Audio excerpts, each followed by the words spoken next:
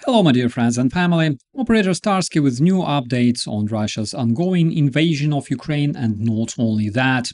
Over the last several days and up until this morning, Ukraine kept showing what the real demilitarization looks like, reaching deep into Russian territory and occupied areas, and also setting very expensive things on fire.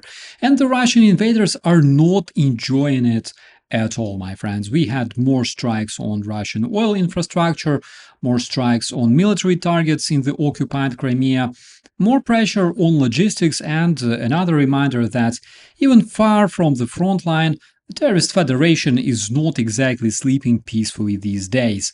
Let's start with the deep strikes. On March 31st, Ukrainian drones hit Ust-Luga again, and reports showed that this was already the fifth strike in 10 days.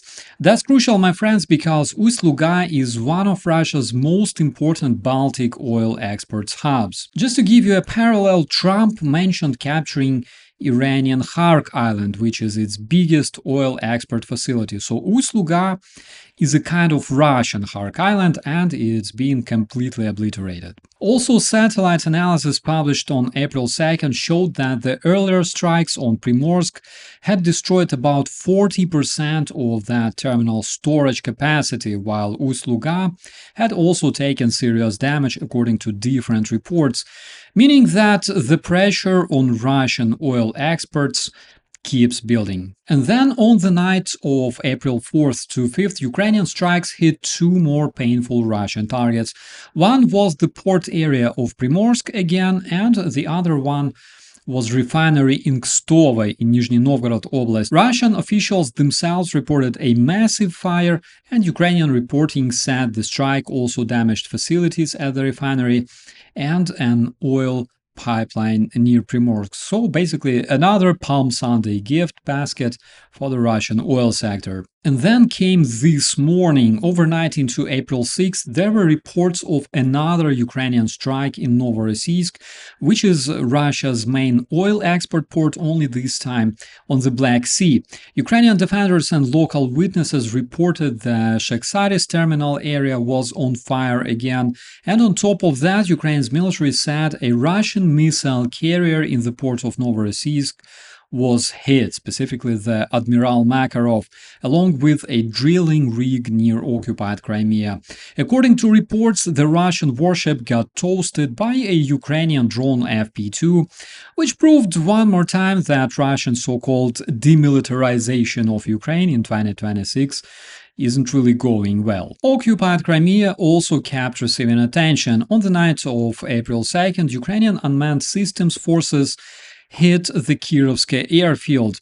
Ukrainian defenders reported annihilating four expensive big Russian Orion drones, an AN-72 aircraft, and a radar. And to understand Russia's perspectives, ask yourself, how much do they actually build versus how much they're losing? Now, about the front line, important thing is that this spring push still doesn't look like the easy breakthrough Moscow anticipated. The heaviest pressure remains around the broader Pokrovsk area, and there is also Russian activity around Gulay-Pole and in the Kupiansk direction. At the same time, Ukrainian counterattacks in the southeast have been creating problems for the Russian plans and forcing them to spread resources across wider area. Ukraine's top command reported that since late January, Ukraine had regained control over territory in the east and southeast, while Russian efforts around Pokrovsk are being disrupted and their wider spring offensive is failing dramatically. So the frontline picture, as I see it, is that the Russian terrorists still have the ability to create pressure, especially with their artillery glide bombs and their recently introduced cavalry charges, of course, but they are not turning that pressure into some dramatic operational success. They are still advancing in some sectors, especially around Pokrovsk, but much more slowly than they would like and with heavy losses. Ukrainian defense remains stressed, but it's not broken, and what's more important is that Ukrainian commanders seem to be making life much harder for the Russian invaders, not only at the line itself, but also behind it against logistics, fuel, ports, and launch infrastructure. That is a big part of why the Russian push looks costly and awkward instead of clean and decisive. These days, more and more Russian mil bloggers in the social media are absolutely panicking and accusing the Russian top command of sending people into meat assaults. And today in 2026, it doesn't seem like they enjoy dying in a foreign country anymore. However, it's not for them to decide, my friends. I mean, if you support tyranny, in the end, that's exactly what you deserve. And a few words on military tech, because this part is also very important. Ukraine is still moving fast in interceptor drones and cheaper air defense ideas, and there were rumors that Ukrainian company Firepoint is working with European partners on something really cool, which is a lower-cost air defense concept aimed at intercepting ballistic threats and doing it much more cheaply than current systems like Patriot. And even though this project is not for tomorrow morning, but it tells you something very important. Ukraine is building systems that other countries now want to study very closely.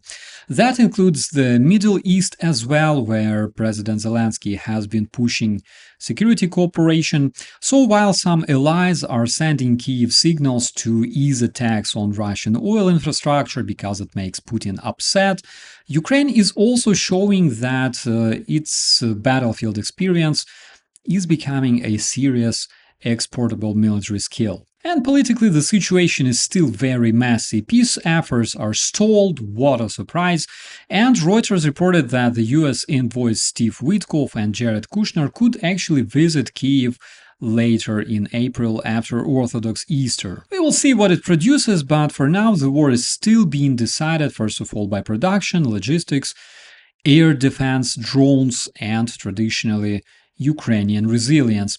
And right now Ukraine is clearly still finding ways to hurt the Russian invaders in places they really don't like to be hurt. So to sum it up, over these last days Ukraine kept hitting Russian oil infrastructure from Baltic all the way to Novorossiysk. Ukraine kept striking military targets in the occupied Crimea and kept making the Russian war machine pay for every extra kilometer it tries to squeeze out on the front line. The situation at the front is still difficult, especially in the east, but the Russian terrorists still don't have any significant breakthrough.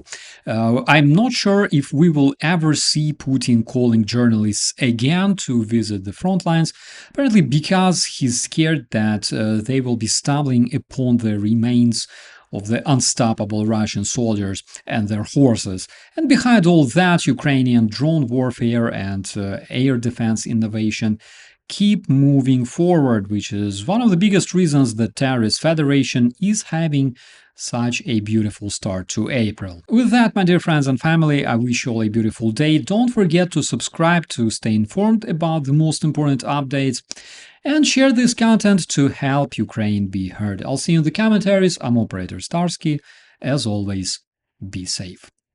Subscribe to UATV English and stay updated on the most important events, top news from Ukraine and all over the world, in-depth analysis, exclusive reports and interviews, all on hand in our channel. Join our community of viewers and stay tuned.